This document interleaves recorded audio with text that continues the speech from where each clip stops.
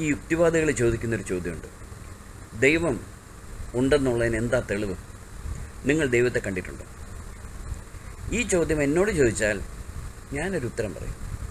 ഞാൻ ദൈവത്തെ കണ്ടിട്ടുണ്ട്. ഞാൻ ദൈവത്തിൻ്റെ സ്വരം കേട്ടിട്ടുണ്ട്. ഞാൻ ദൈവത്തെ സ്പർശിച്ചിട്ടില്ല, ദൈവം എന്നെ സ്പർശിച്ചിട്ടുണ്ട്.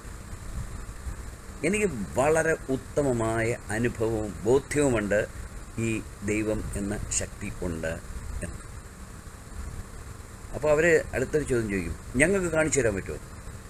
എൻ്റെ ഉത്തരം ഇതാണ്, കാണിച്ചു തരാം. പക്ഷേ നമ്മുടെ മഹർഷീശ്വരന്മാർ പറഞ്ഞ സാധനയുടെ, അതികഠിനമായ സാധനയുടെ വഴിയിലൂടെ സഞ്ചരിക്കണം. പറ്റുമോ? ധ്യാനിക്കണം, ജപിക്കണം, ഉപവാസമനുഷ്ഠിക്കണം. ഞാനെന്ന ഭാവം പോകുന്നതിന് എന്തൊക്കെ ചെയ്യാമോ അതൊക്കെ ചെയ്യണം.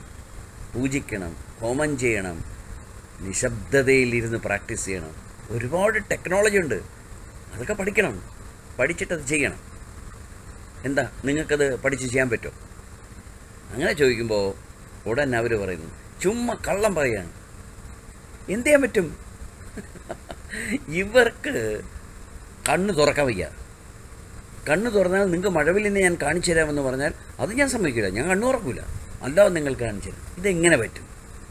അതികഠിനമായ പാതയിലൂടെ സഞ്ചരിച്ച് ആത്മാക്കൾ, വിശുദ്ധാത്മാക്കൾ കണ്ടെത്തിയ സത്യത്തെ ഇതിൻ്റെ യാതൊരു ഗുണവുമില്ലാതെ, യാതൊരു പരിചയവുമില്ലാതെ, യാതൊരു കഠിനാധ്വാനം ചെയ്യാനും തയ്യാറില്ലാതെ ചുമ്മാ മൈക്ക് വെച്ച് അങ്ങ് കീച്ചുക. എന്താണ്? ദൈവമില്ല. ഇനി ദൈവമില്ല എന്ന് പറയുന്ന, വാദിക്കുന്ന ഒരാളെ കാണുമ്പോൾ നിങ്ങൾ ചോദിക്കണം, അസേ, നിങ്ങൾ ദൈവത്തെ അന്വേഷിച്ചിട്ടുണ്ടോ? സാധനയുടെ വഴിയിൽ സഞ്ചരിച്ചിട്ടുണ്ടോ? ഇതൊന്നും ചെയ്യാതെ എന്തിനാണ് ഈ കള്ളവും പറഞ്ഞു തുടങ്ങുന്നത്?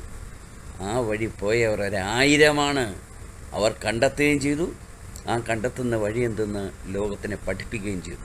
അതൊക്കെ തള്ളിക്കളഞ്ഞിട്ട് മൈക്ക് കിട്ടുമ്പോൾ ഉറക്കെ വിളിച്ചു പറയും, ദൈവമില്ല, ദൈവമില്ല, ദൈവമില്ല.